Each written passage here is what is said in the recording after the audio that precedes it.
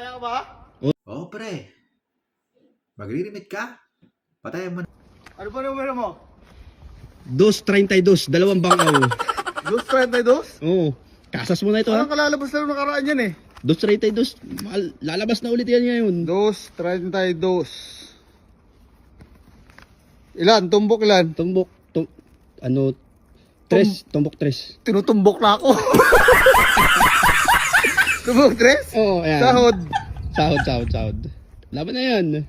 3. Tres. 232. Dalawang bangaw. Dalawa ba? Mm. Tayo na lang eh.